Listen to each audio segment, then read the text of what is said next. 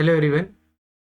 तो सब लोग का पेपर हो गया होगा एंड मेरा जो पेपर था यूपीएसआई का वो था 14 शिफ्ट, शिफ्ट वन पहला ही शिफ्ट था।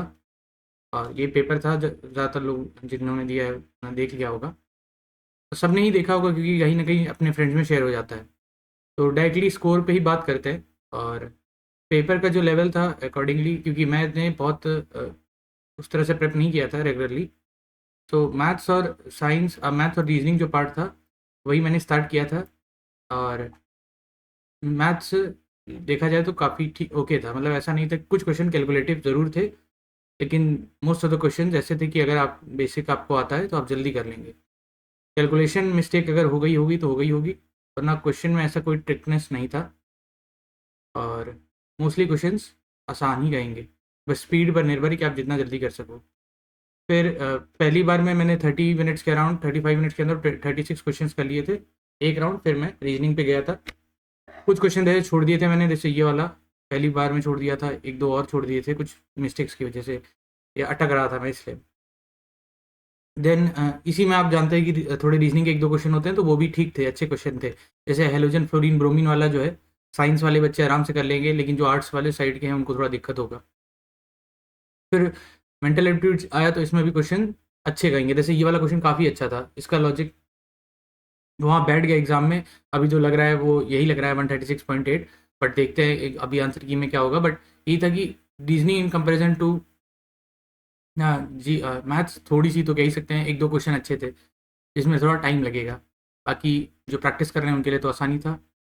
और ये भी अराउंड 1 आवर के अंदर हो गया था, जितना भी ये पेपर था। एंड इसके बाद फिर मैं गया हिंदी पर।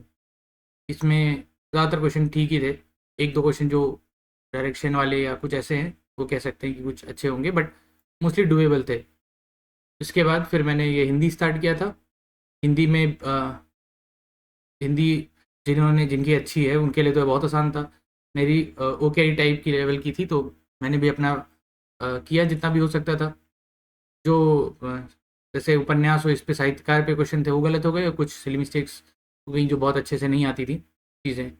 एंड ये अच्छा पैराग्राफ दिया था कि पैराग्राफ में ये बहुत अच्छा क्वेश्चन लगा था उपसर्ग वाला बताने वाला, क्योंकि इसको देखना पड़ता। कई लोगों ने दुर्गुण को लगाया होगा, पहले मैं भी दुर्गुण कर रहा था, लेकिन इसका पर वाला ही होगा क्योंकि यहाँ पर छिद्र निवेशन और एक और जो दूसरा था परनिंदा वाले से हो गया। बाकी फिर यहाँ जीके पे आते हैं, तो जीके में जब भी मॉक लगाते थे या कुछ लगाते थे तो उसमें बीएनएस बहुत सारे क्वेश्चन आते थे। यहाँ वैसा कुछ दिखा ही नहीं। और एक्ट्स थे ज़रूर थे, लेकिन उस तरह से चीज़ें नहीं आई। और ज़्यादातर चीज़ें जो मैंने देखी, मतलब आती हुई की, एक दो मेरे भी सिली मिस्टेक हो गए, जैसे इमरजेंसी वाला और एक और पब्लिक अकाउंट वाला।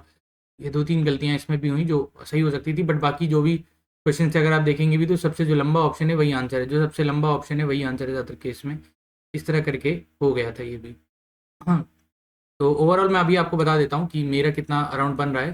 फिर एग्ज़ाम अभी मतलब जो भी एग्ज़ाम की ने जो है उन्होंने जिस तरह बताया था उसके अनुसार, तो अराउंड 32 मेरे हिंदी में और 27 आपके जीके में, और दोनों को मिला के मैथ्स रीजनिंग उसमें मिला के 80 क्वेश्चन में 79। टोटल जो बन रहे हैं वो मेरे बन रहे हैं 138। इसका अर्थ है अराउंड 345 मार्क्स हैं। बट अब कैवियट यही है कि इतने मार्क्स बहुत लोगों के आए हैं। बहुत लोग का अर्थ है कि सीट ही अगर 4500 है, जिसमें जनरल की आधी हो गई 2000 उसमें भी फीमेल की कट जाएंगी, तो कट ऑफ का कोई अंदाज़ा नहीं लग सकता है। मैं यही कह सकता हूँ कि कट ऑफ बहुत ज़्यादा ही जाएगी, शायद 370 भी चली जाए तो किसी को दिक्कत नहीं होगी। अभी के सुनने में भी जी लग रहा है, लेकिन जिस तरह का पेपर लग रहा बना है, अगर बहुत सारे फैक्टर्स नहीं आते हैं तो बहुत सारे फैक्टर्स में क्या है कि अभी सीजीएल का एग्ज़ाम हुआ है, उसमें जो बच्चे क्रीम होंगे निकल जाएंगे।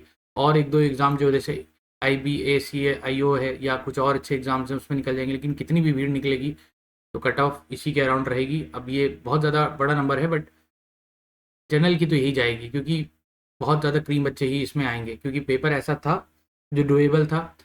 जो नए स्टूडेंट्स थे उनके लिए थोड़ा सा तो सेटबैक है, क्योंकि उन्होंने अगर 340 या 345 किया है तो उन्होंने बहुत अच्छा कमेंडल काम अच्छा काम किया है। ऐसा नहीं कि वो मैं कहूँगा कि ख़राब है। बट यही है कि जो 5-6 साल से तैयारी कर रहा है उसके लिए पेपर में जो क्वेश्चंस थे काफ़ी ज़्यादा ही आसान हो गए थे। जैसे ये वाला था एनबीसी, तो मेरा गलत हुआ है, बट इसका ज़्यादातर लोग को मालूम है, सोशल जस्टिस एनवायरनमेंट वाला। तो मेरी शिफ्ट की बात मैं कर रहा हूँ। एग्ज़ाम पेपर काफ़ी इजी था और 340-45 तो बहुत लोगों के मिल जाएंगे।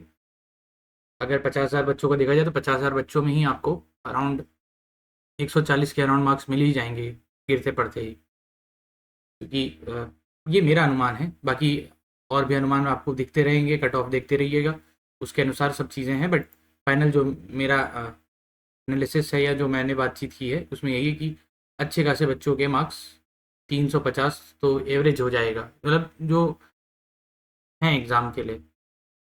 बाकी अगर आपकी कैटेगरी है तो उस पर निर्भर करता है, 5-10 मार्क्स, 5-6 क्वेश्चन इधर उधर, बट 350-360 ही अराउंड रहेगा। 370 में एकदम फाइनल वाली बात कर रहा हूँ। देखते हैं कैसा क्या रहता है।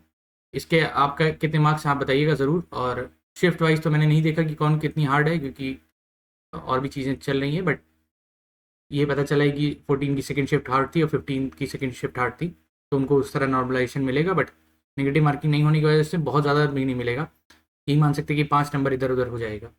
तो आपका जैसा भी रहता है आइडिया ज़रूर बताइए।